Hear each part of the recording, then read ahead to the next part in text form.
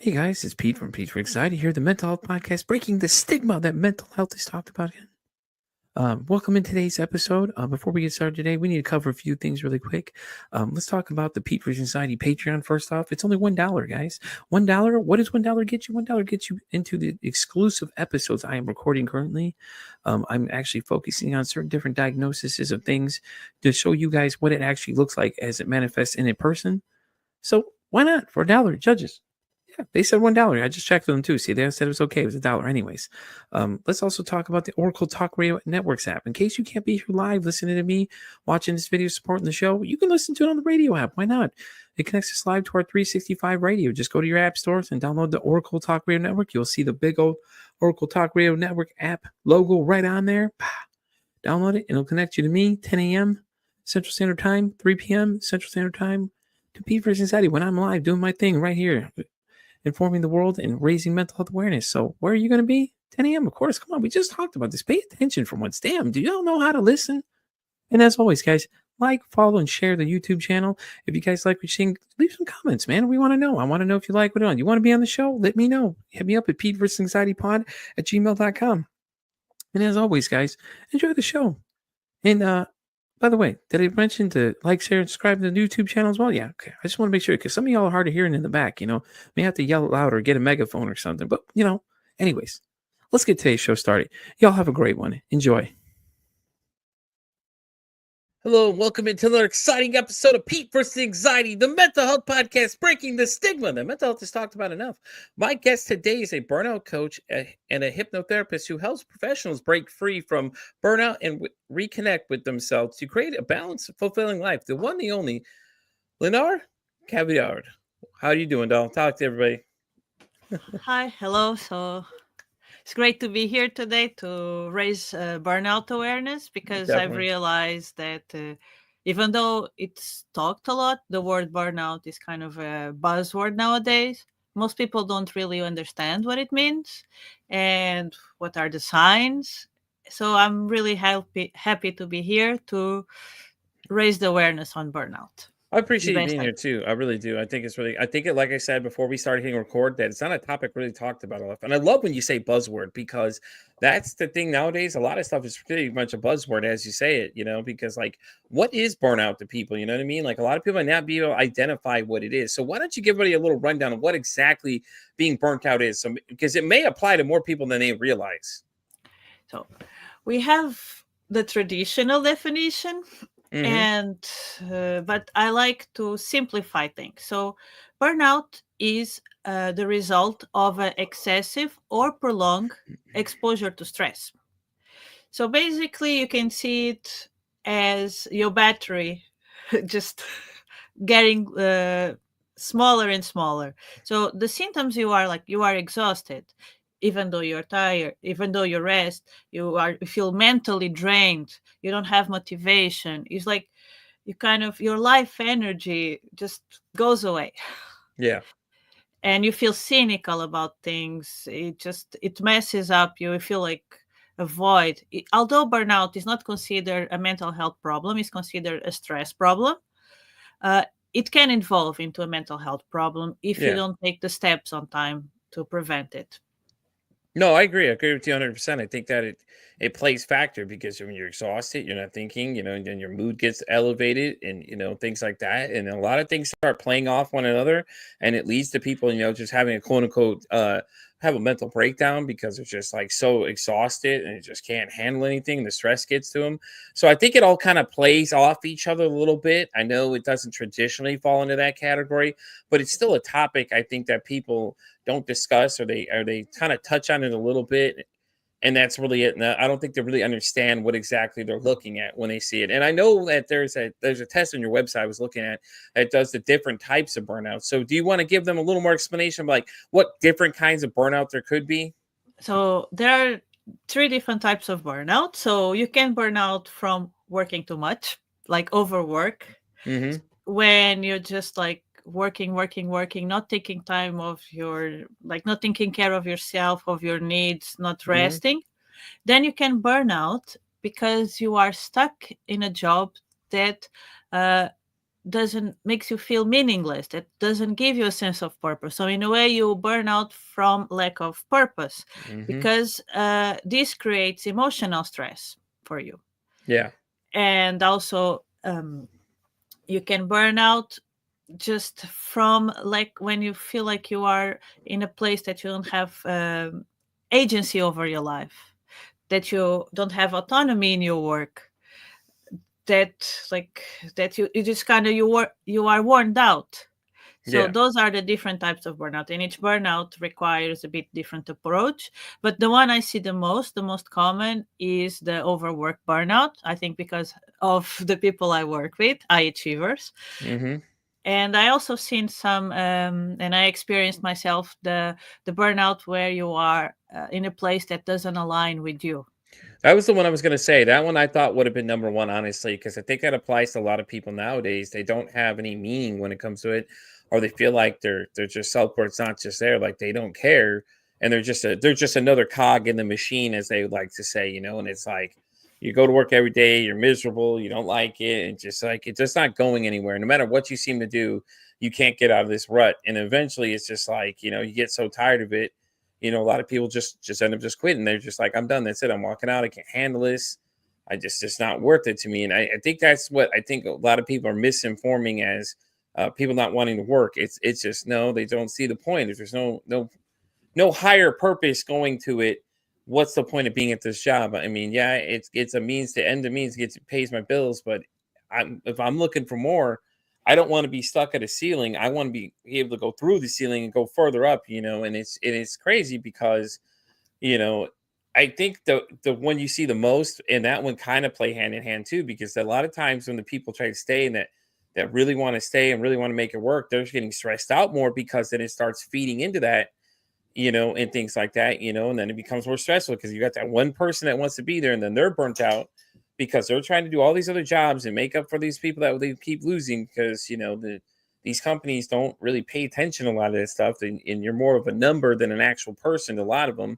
And I think that's the wrong way to look at it though, but at the same time, that's what's happening with the younger youth though. And I think that's what people misunderstand is that they don't want to work. It's no, they realize that this is horse crap and they don't want to be a part of this. So they're like, okay, well, see ya. I'll go find somebody that values my time. And I think that's the biggest misconception I see so far. Yes, yes, definitely, definitely. And it's crazy because it's like, then it's like, oh, well, the youth, this younger generation don't want to work. No, I think the younger generation has figured out that just these mindless jobs just are not worth their time. And they're like, well, you know what? Hey, man, either you're going to pay me worth my time or I'm not going to waste my time being here. And Yes, sorry. no, you go ahead. No, you're Yeah, good. I Jump in if think you got something. like if we talk about the younger generation, I yes, there is a kind of a more need to feel useful, to do something that you really like. And I think I was just talking this today with a client actually, that it has perhaps to be like previous generations, people were more in survival mode, Yeah.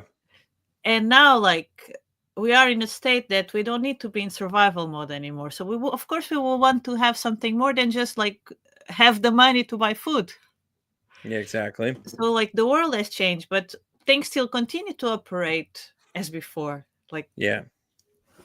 No, I agree with you. I agree with you 100%. I think that's exactly what it is. It's just everybody's in survival mode now, and they're just kind of like, I got to be here because I need the money. And at this point, it's like, I think that's the number one thing you get to learn. A lot of people say, well, I'm here because I just need the money.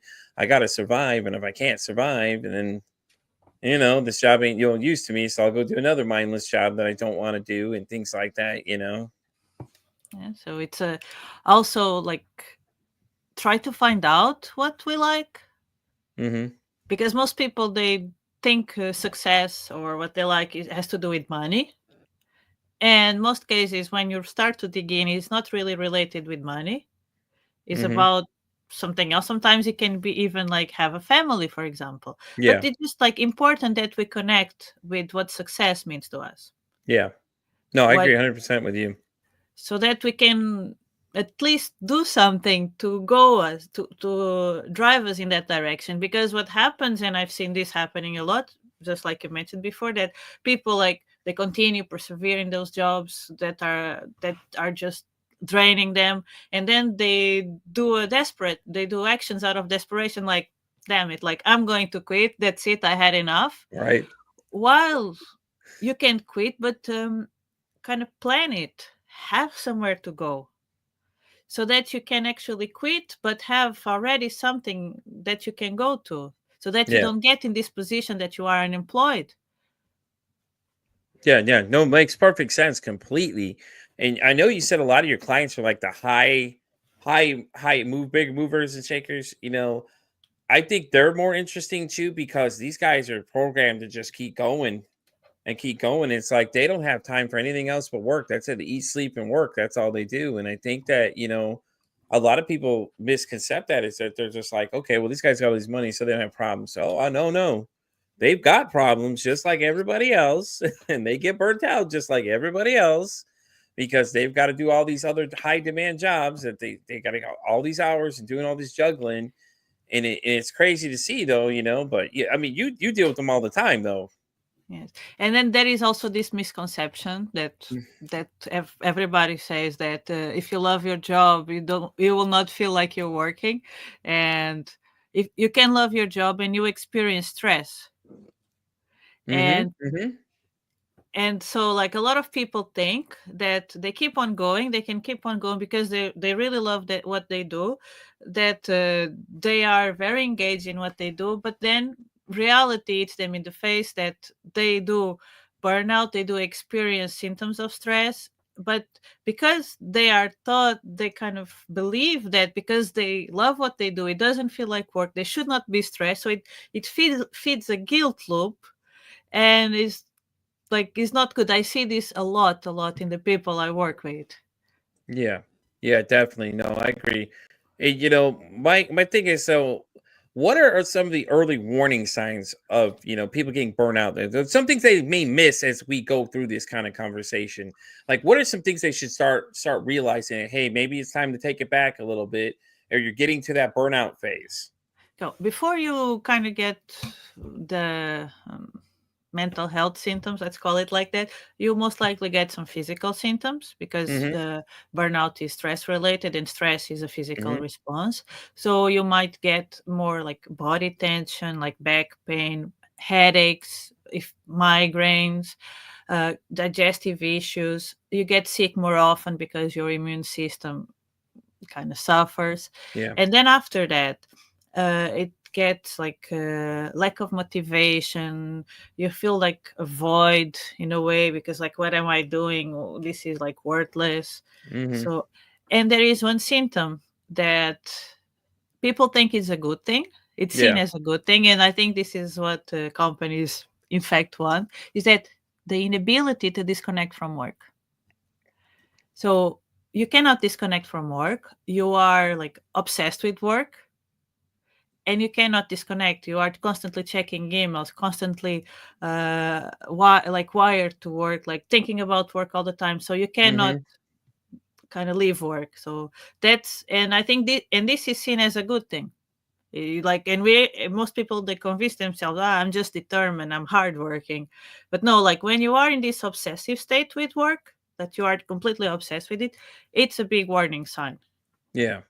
And it's funny you say that though, because think about it, it's like when you think about like people calling in sick and things like that, they're like, oh no, I got to worry about the job. I got to worry about the fact that, they're going to need me and they can't run without me kind of thing, and they start thinking that everything's self-dependent on them being there. But it's like, people need to worry about putting themselves first always, and Yes. that's the thing I tell people too. I'm like, listen, when the end of the day comes down, you have to worry about you at the end of the day. You can't worry about everybody else.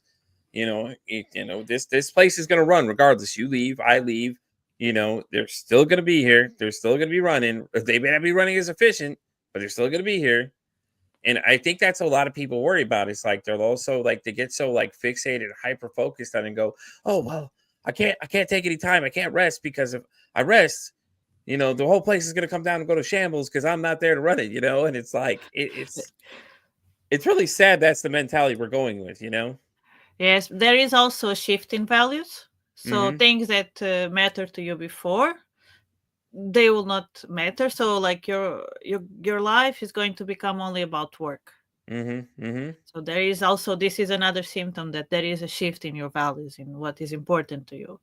Yeah, So and I I could speak on experience really quick for you too, because that's how it was at first. I was like that go getter. It's like, all right, hey, you need something, call me. I'll come in, and I would come in, and now it's like I pulled back. I'm like, no, see, now I'm not coming in anymore like that because I don't. I'm only here for this set hours. I'll come in if I can, but I'm not going to put it out of my way just to change my day to come in and help you fix your problem that you caused. Like, somebody quits or you fire somebody and then you don't have a plan for that person that being, and then it's like, oh, we'll call Peter. He'll come in and Pete will come in and handle this. Don't worry. No, no, Pete's not going to be your go-to guy anymore now. I started pulling back a little bit, and you can see they don't like that because they're like, oh, well, everybody else is coming in. Well, that's everybody else. Okay. We're talking about me right now. I am not interested in doing these extra hours because I have my own priorities now and I'm putting myself first at this point.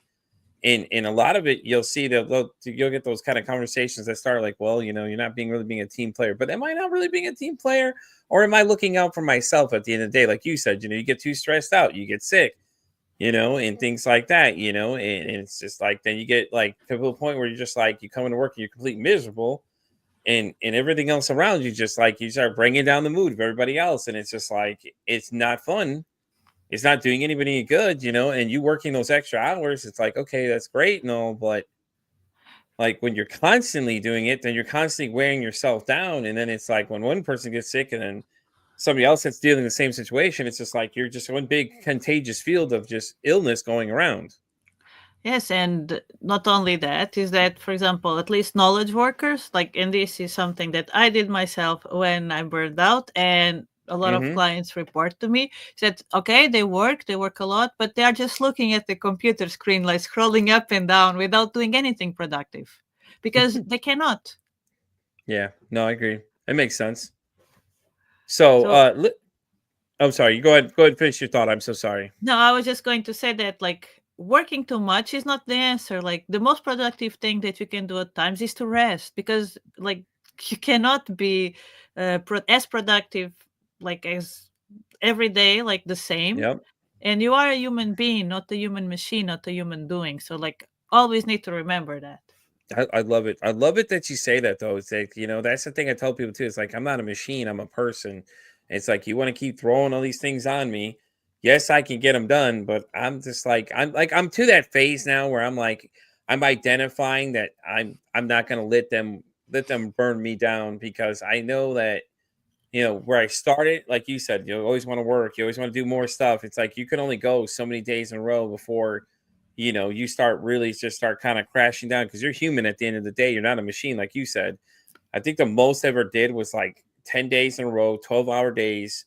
And I was going for like 6 to 6 in the morning, and that like that change just really messes with you though, because when you work overnights to get off in the morning and you're trying to sleep during the day, there's light outside, so you have that factor playing too, and it's hard because then you go back at 6 o'clock and now you're doing the vicious cycle again, and some of those days in a row, eventually it's just like you're going to get burnt out from that too, because it's like what you're going to finally break at some point.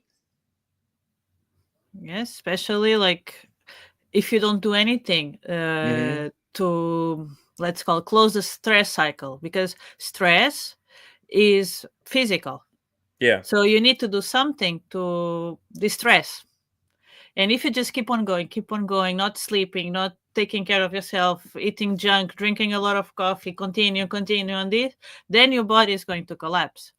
Yeah, no. And that's going to lead me to my next question to you. So, someone that's trying to recover from burnout, without them quitting their job or taking a long break, what do you suggest they do? Like how can someone do that without having to do those two things? Like, is there like different things you think they should do, or should they obviously work less would be the one, kind of like scale back those hours a little bit. But is there anything else we're missing in that part of that? Yes. So you need to do something to process stress physically. Mm-hmm. For example, you need to do something that signals your body that you are safe. Mm-hmm. So it can be if you have just like spend time with people you like, exercise, but start like with light exercise, because if you are burned out, you'll not have energy for much. Just go for a walk, for example, breath work, do something physical to help close the stress cycle. Yeah. And on the other side, very, very, very important, you need to work on yourself. Like, Mm, improve your self-awareness, get to know who you are, get to know your trauma responses, your stress responses, understand, like, do works toward healing your traumas, because everyone has it mm-hmm.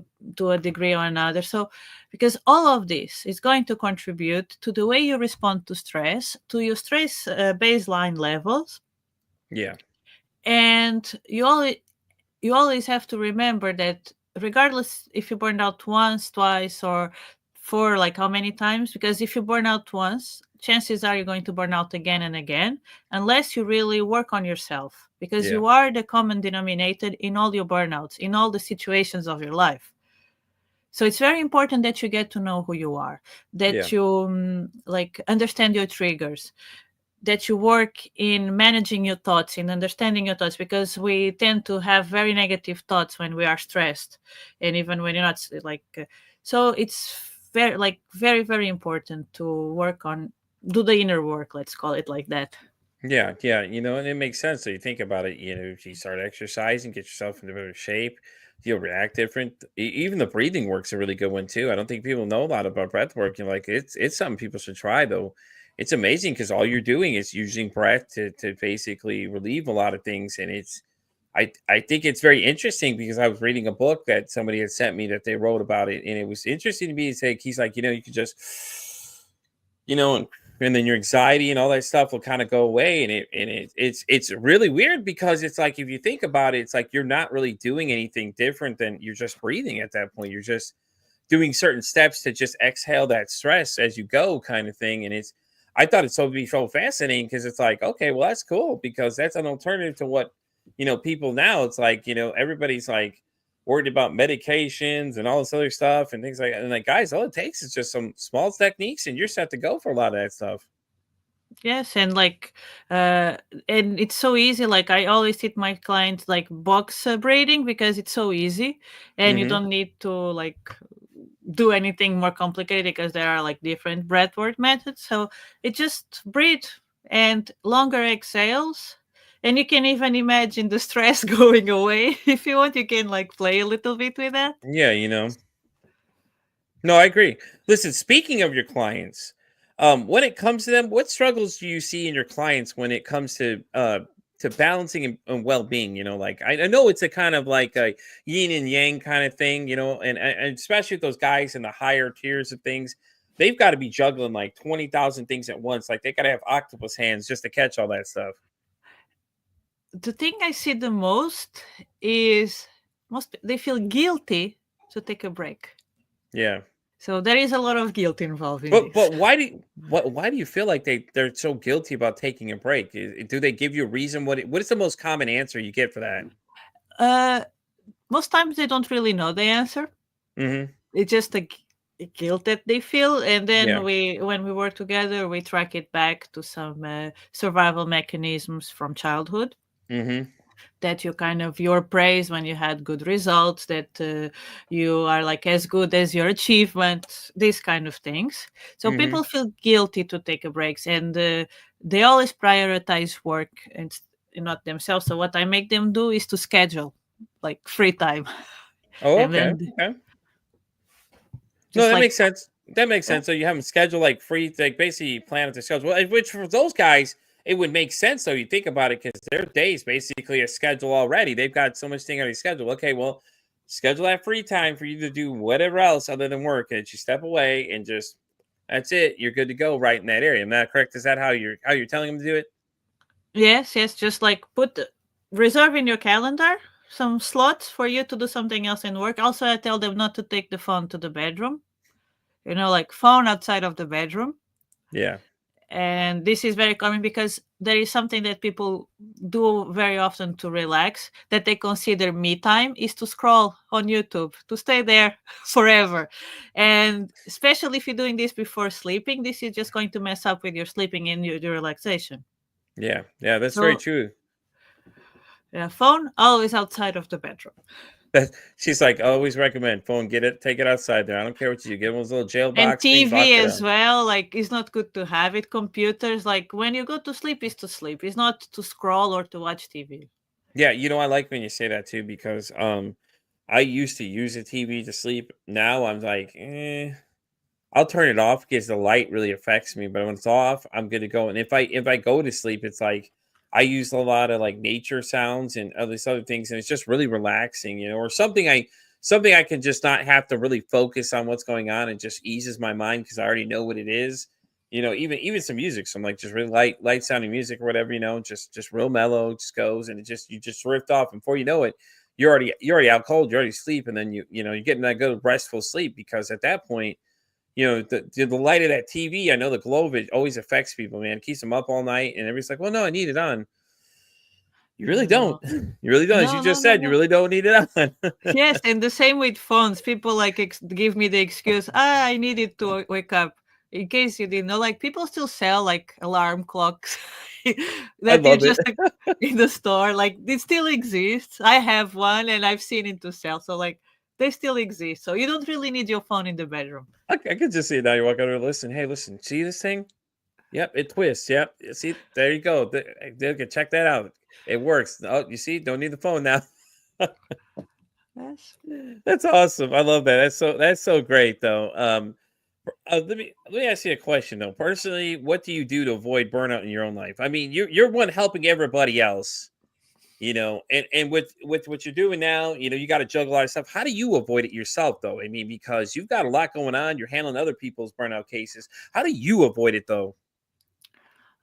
So I'm in a fortunate position that I work for myself, so I Hmm. can make my own schedule. Yeah. So I make it that I don't work every day. I at least I don't take clients every day of the Yeah. week. So and I make sure that I have time for myself to do something else Yeah. than just work and to then thinking about work. So but otherwise, like I exercise, I spend time in nature, I kind of read about things like books, actually real paper books that are not work related. Yeah. So like I try to find things that I enjoy doing and I do them so that I can, like, let's call it, fill my cup. Yeah. So the all important question is that how is it that you started doing burnout? Is it something you've experienced yourself and decided, hey, I think I can help other people after I help myself kind of thing? Because it's an interesting area to get into though, because you're coaching people on something not a lot of people talk about though, man. Burnout. I don't think they realize it like we started this conversation with is that, and all that kind of stuff. So what made you want to start coaching people for this specific area? Okay, so I have burned out twice. Mm-hmm. First time 10 years ago. I burned out because of overworking. And it was actually, I was working on a Friday night at home when I realized, what am I doing? This cannot continue like this. Like, I am miserable. And then, like, I went to the doctor the next week and I got 3 weeks sick leave. And that kind of took me into a journey to get to know who I am. Yeah. And then after when I was when in the earliest stages of my business, I took because I could not support fully myself with my business. I Yeah. took a role that was not really aligned with what I do, what I want to do, what I value. Like it didn't really give me anything. I was just doing it for the money. Yeah. Yeah. So that was creating me a lot of emotional stress. But this time it was different because while in the first time when I got sick leave, the only thing I could do in the first week was to lay down in my sofa and look at the ceiling. I didn't have energy for anything else. The Yeah. second time I was able to quit on time before it got very severe and like take care of myself. So having this personal experience with burnout, maybe I I didn't really start working specifically with burnout clients, Yeah. but over time, I start to see a pattern of clients just coming to me with the same problem, which was burnout. Maybe because of my history, I don't know. So after working for like 2.5, 3 years with pretty much just burnout clients, I Yeah. decided, okay, so like I have experience, personal experience. I have professional experience. I have read Yeah. a lot. I have studied a lot. So I'm going to specialize in burnout because I think this is a sign that I should be doing this. You know what I The mean? fact It that just I'm keeps there. keeps coming to you. Yeah, might as well at that point because, like you said, you kept getting clients that just kept showing up with the same symptoms, showing up all the time. Hey, listen, maybe this is something you're onto something, and you were, and it went into a bunch of other things. So I wanted to ask you something. I was on your website. Break the burnout. Now, I know it's your program for entrepreneurs. You want to break that down for people to exactly how that works? Because I was looking at it. I know there's like 6 courses in there, but maybe you could better explain it to people. Yeah, it's a course that I ran live last year for entrepreneurs that will teach you everything you need to know about burnout. Yeah. So, from what is burnout, what are the stress responses, what causes you, and what makes you prone to have burnout? Because there are certain personality traits, certain things that make you more prone to burnout. Yeah. And then also that, and then it will give you practical tools to change. It will give you tools to how to manage your mind, Mm-hmm. how to manage the stress on the physical body and on the mind, and like kind of how to transform. So it's a very practical course. And although I made it for entrepreneurs, I had people that are non entrepreneurs taking that course, and they told me that is like this is like proper work life hygiene. Everybody should know this Yeah. because it Yeah. really gives a lot of information that is not only for entrepreneurs. Yeah, that's awesome though. I mean, now you got, the program makes sense. So even you said it's not even for just entrepreneurs, people taking it without that, which is kind of cool to see. And it's interesting because you're refocusing things. So my other question though for you is hypnotherapy. How did you get into that? Like such a fascinating one. And I know it's such a broad topic. Now, do you use that with your clients too? Like to get to the bottom of certain things? Because I'm so fascinated by it because there's like quantum healing and all these other things you can do with it. That it's truly amazing the things that you can discover, when you use that kind of stuff. Yes, I use it a lot with my clients, in particular because the way I work, Mm-hmm. so my one-on-one program, the first part that we do, my framework, is that we work with the inner child, let's call it like that, because that's the things that we experience, the things that we learn in our childhood. For example, this people pleasing, being an overachiever, all these Mm-hmm. things, they will influence our stress, they influence the burnout. So what we do, we I use hypnotherapy a lot to do this. So I do a lot of developmental trauma Yeah. with hypnotherapy. That's so cool, though. I mean, because like I said, hypnotherapy is always fascinating to me because with quantum healing and all these other things, and in the ways you can approach things differently than you can, like say normal traditional medicine. All you're doing is you're using their own mind to diagnose a lot of stuff, and a lot of times you can find out the root of the problems by digging deeper into their subconscious minds and see that hey, these are why the reason they're having these kind of issues. Am I not correct when I say that? Yes, yes, yes. And then we reframe it and we help getting closure and lift the weight of that. Yeah, that's so cool though. I mean, because like I said, that's just so fascinating because the mind, they say we only use a certain amount percentage of our brains, and there's so much more that we could. If we did, we'd have like superpowers and things like that. Now, I don't know if that's real. Listen, that'd be a dream right there. I'm sorry, being a big nerd, I love my superheroes. I'd love to have some superpowers and things like that. But I find it very fascinating because I seen that when we were talking about having when I was talking about having you come on, I was looking at it like that. That's kind of interesting. Hypnotherapy seems to be showing up an awful lot lately, and a lot of people I talk to, and things like that. And it seems to be that's the hot topic area to be in these days with a lot of that stuff because of the different capabilities and things you can discover, and all these different things you can do help people with, and things like that. Just using it, and it's just so simple to do for you. Obviously it's easy, you know what I mean, but it's really interesting how people are applying it to things. Yes, and I also like teach clients self hypnosis. Oh, okay, so how does that work? Now I'm curious. Now how does that work? So you teach them how to hypnotize themselves? Yes, to And what reprogram their mind. Oh, okay, so it reprograms the brain. So what's the purpose of that besides that? It's just like to help them refocus their thoughts or kind of block out things they Yes, shouldn't be thinking. and to reframe beliefs, to change certain limiting beliefs. So I teach them how it's done with affirmations. Yeah. So, but there is a specific way that you write the affirmation to be for yourself, because it needs to be to resonate with you. Like all these affirmations you find written online, they might not necessarily resonate with you, and if you're just saying them, it's not really working for you. And there are certain ways that you need to write these things so Mm-hmm. that you can communicate right with your subconscious mind. So I just teach them how to put themselves in a trance, in a hypnotic trance, and then so that they can say that affirmation and reprogram their mind to change, for example, the limiting belief, I'm not good enough, to I am good, I am enough.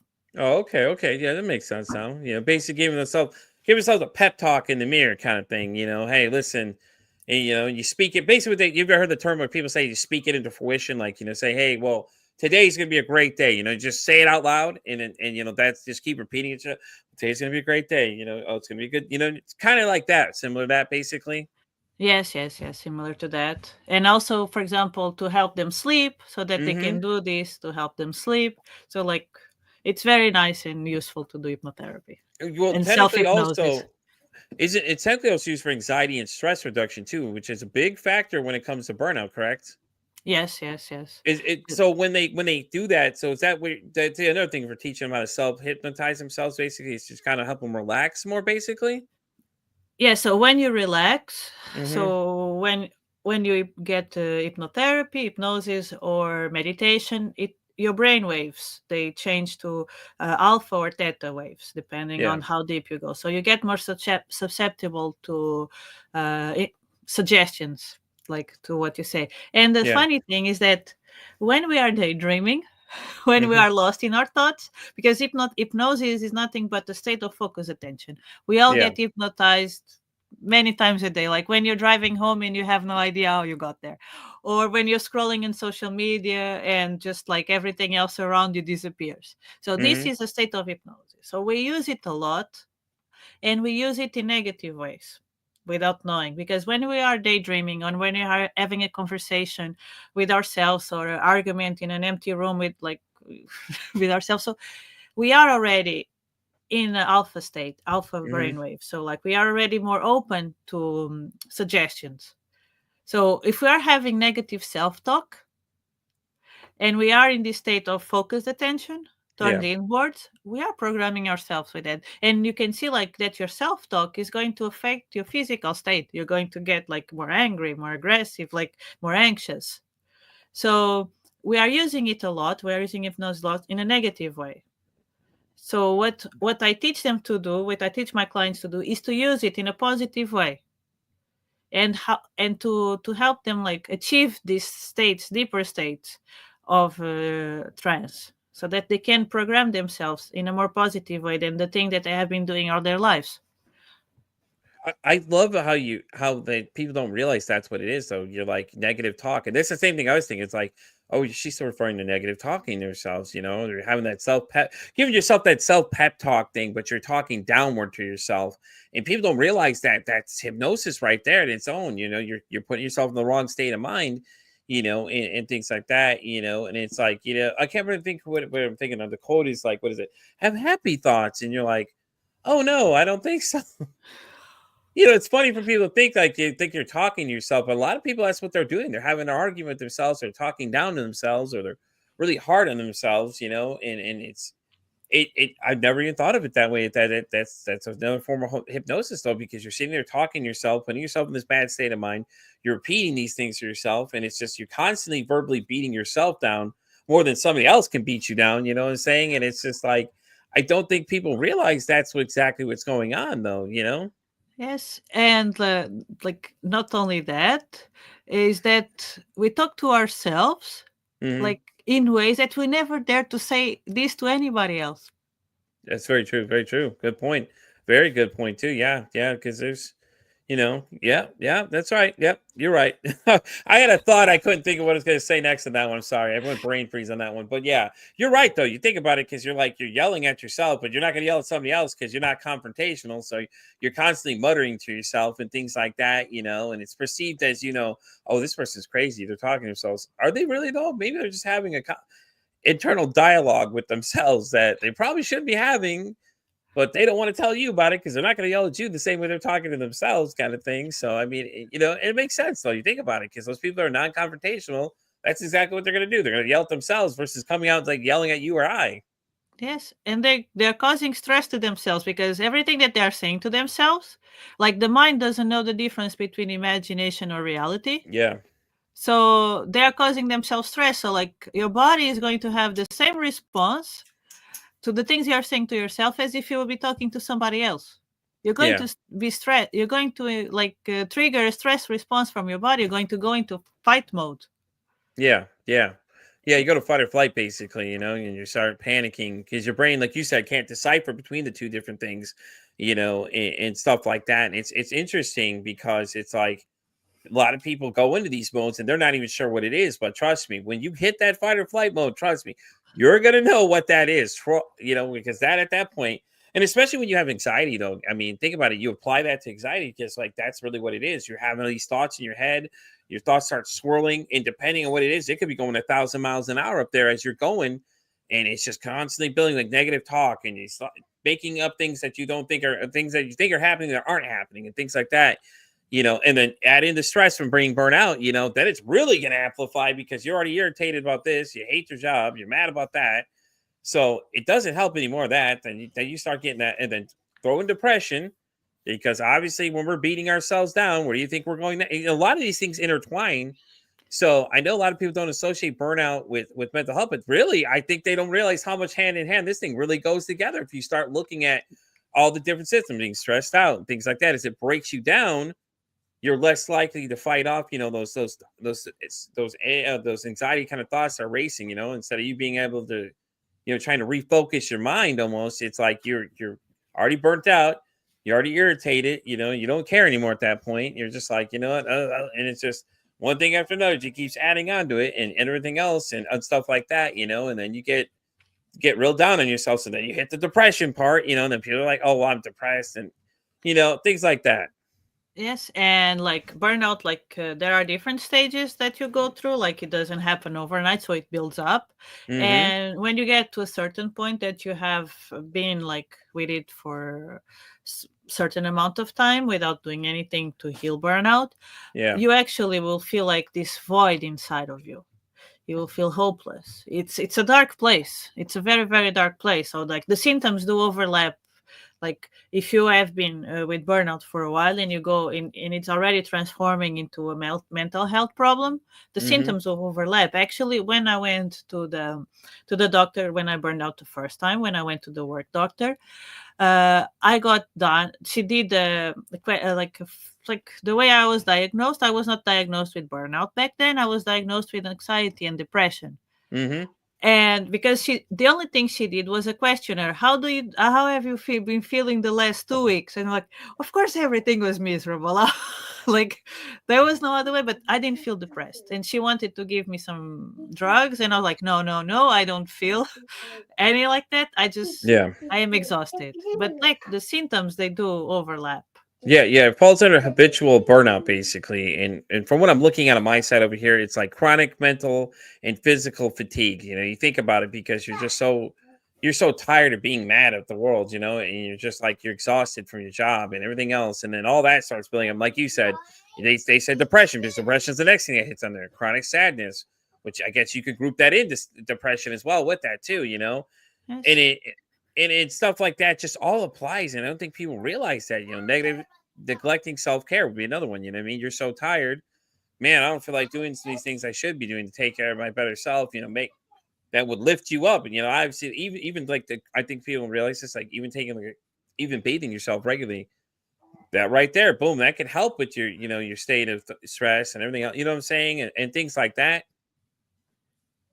Yes, yes. And grooming and yeah, basically taking care of yourself. And like, for example, if you are diagnosed with depression, it's Mm-hmm. easy that people give you some pills, and that will not really help you. It will help you like get a good baseline perhaps, Mm-hmm.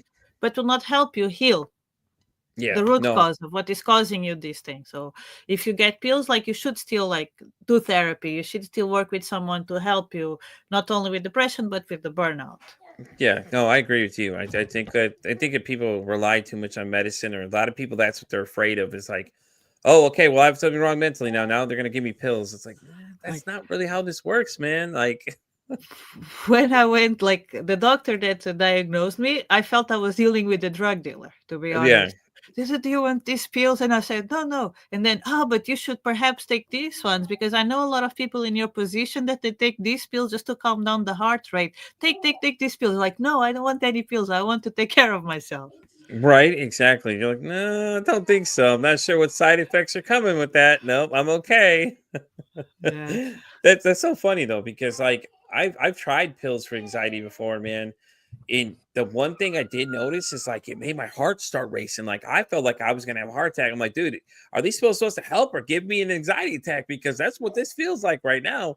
And I'm looking at the symptoms. I'm reading the symptoms, things like, oh, if you get one of these problems, just stop immediately and call your doctor. I'm like, wait a minute, isn't this supposed to be curing these problems technically and not adding more to my problems? Like, come on, man, this is crazy. Yes, It, yes. and you yourself did the same thing. You're like, oh, I went to the doctor they're trying to give me these pills, and you're like, I don't think so, man. I'm not sure I want the side effects. I think I'm okay right now. Yes, and I really had to stand my ground, not to get Hmm. got out of there with the prescription because she was really keen. Like I know that this is what doctors do, and I like it's good that they want to help, but it's not always like necessary to take them. No, I agree. It's not necessary at all. You don't have to absolutely make it the end all be all type thing. And I think that's a problem for people as well. I did want to ask you a question though. I do notice on your website it has a burnout quiz.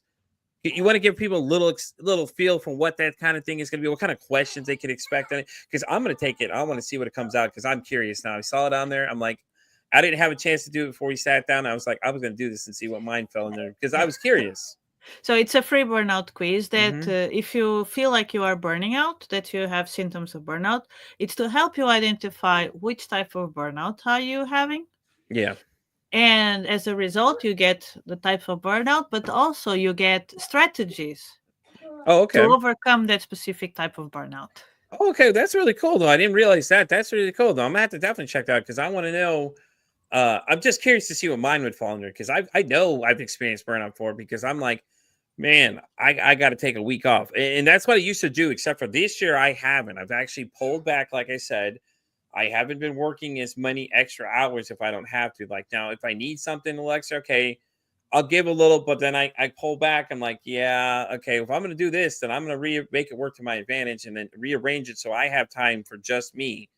And even go when I'm recording the podcast too. I don't do it on the weekends, and if I do, it's only because I had to set up something special. But that's very rare. I do that at all. I don't really offer that to many people because that's my time right there to recharge my batteries. I'm at home, my wife's home, and sometimes we have the little one visiting us. So like I'm just kind of like I set that time apart, just like you tell your clients, you schedule that time for yourself. That's it. Now, like I said, if I dip into that time, it's only because I absolutely want somebody to be on the show that can only do those time periods. It is only an hour, you know what I mean? At most, it's only an hour. So, like an hour of my day, I can give that up. That's cool. And then that's it. I'm done. Once I'm done, I'm done. I turn everything off. I put it down. I walk away. And there's times it takes social media cleanses too. And I think people, like you said, needs to put the phone away when we're going to bed, things like so not constantly scrolling it. Yes, I took all the social media apps from my phone in December, all Hmm. of them. I only use on the computer, Hmm. and you have no idea how much more mental energy and clarity of thought I have.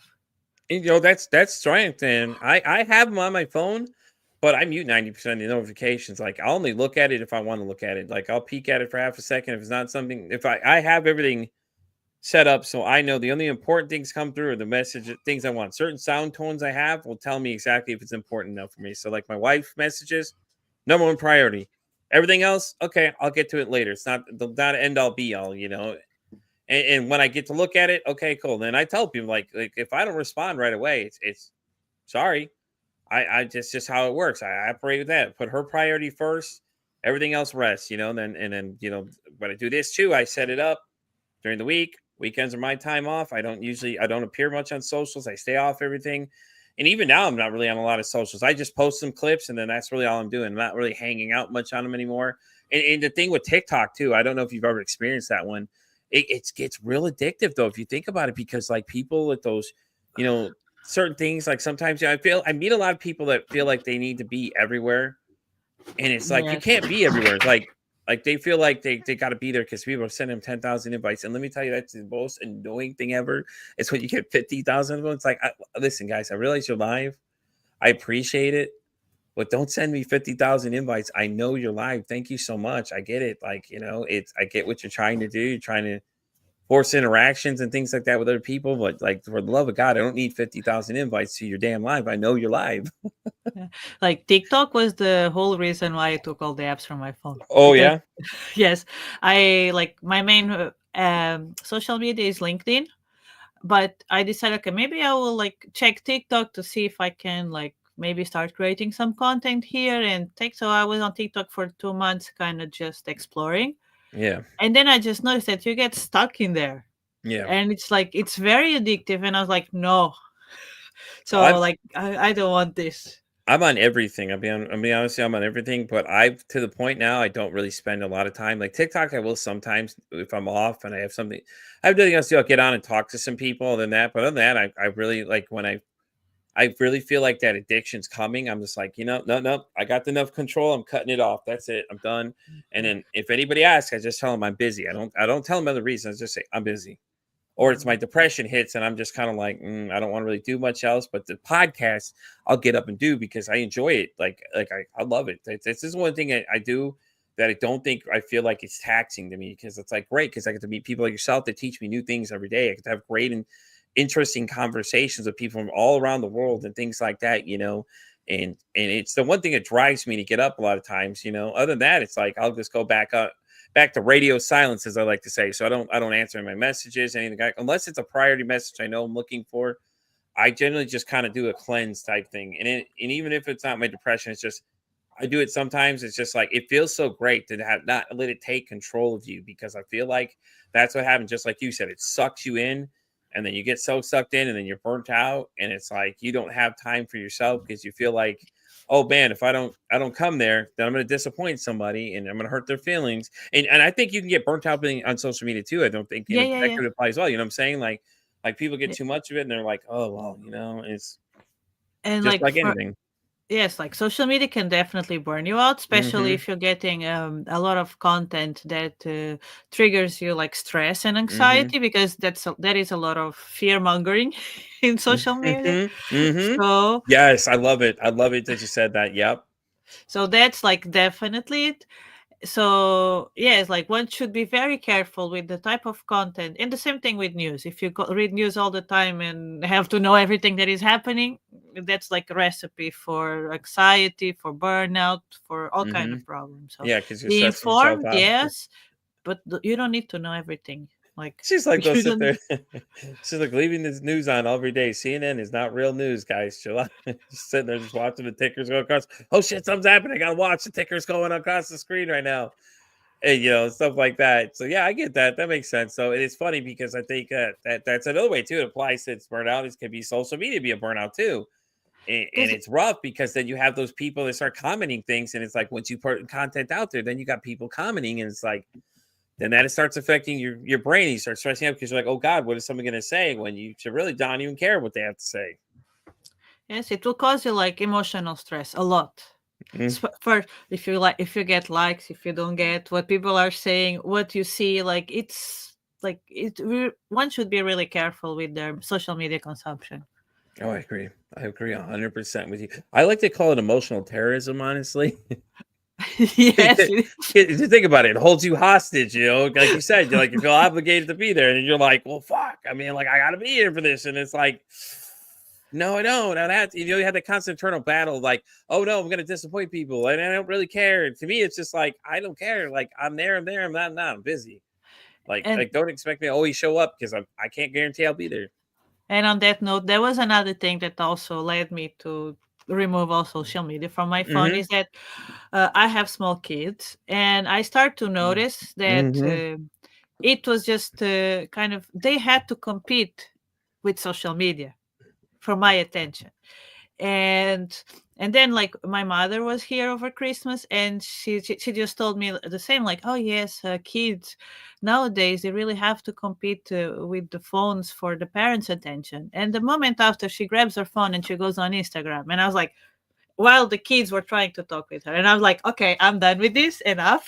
I'm not She's going like, to you just, traumatize my she's like, kids more than they need to be. she's like, you just said the same thing, Mom. What do you mean? You know, you're doing the same damn thing. But this Oh is my like, God, that's great. I've seen this pattern in more people, and I Yeah. was like, okay, I'm not going to traumatize my kids more than they have to. So like, I'm going to be present for them. Yeah. I'm No, not I going get to. that 100%. No, I get that. That's great though. I mean, and it's great you can do, you can pull that away from that, situation. And it, like I said, it feels so great when you don't let it control your life, man. Because I was at that point. At one point I was like, oh God, I gotta show up for everything. Now I'm like, nope, I don't care anymore. Sorry. Once I say I'm done, I'm done. See you later. If I'm not there, I'm not there. I can't promise. Oh man, well, I got this big battle. Okay, that's great. Awesome. You have that battle. I'm be doing something else. I'm at work. Or like, you're always working. That's what they always tell me. You're always working. Okay. I'm not always working. I'm working, so you don't ask me 20 other questions on what I'm really doing, because I'm not going to sit there and explain my life to you. Very few people know what I'm really doing, and what I'm, only a few very close circle people know exactly what goes on. And sometimes I'm not always working. Sometimes I'm just working, so I don't have to feel like they can't emotionally terrorize me to get to stay. Like, oh, you should stay. And no, I can't. I got to work, man. I got to go back to work. And it's like easy to cut away, because then you can't argue. Somebody like, okay, we're going back to work. Okay, well, hey man, go back to work. You have a good one. You know what I'm saying? And then it cuts the conversation real quick. And then you don't have to worry about trying to feel like you have to stay there, and it's not like making excuses. Just, no, I'm just working. Like, you don't really have to give them complete details, just vague reasons. Oh yeah, I've been working, I've been busy, and things like that too. And it's all valid ways to get away from that kind of stuff too. And then and it makes sense. At the end of the day, it makes sense. You know what I mean? And it's crazy that you have to do that, because that's social media has such an addictive power to you. It's like giving kids sugar, man, and just watch them fly. Yes. All right, well, Leonor, let's go ahead and start wrapping up. Do you want to go ahead and plug your website, let people know where they can go check out all this great information we've been discussing, your course and everything like that too? Yes. So in the chat, right? Oh, yeah, you can do it there. I'll have it down below in the comment section for you too. If you just want to tell them what the website is, I'll Oh have it in yes. the link below the video for you. Sorry. I've already done all the work for you. I got everything ready to roll Okay, for you. so it's leonorcoaching.com.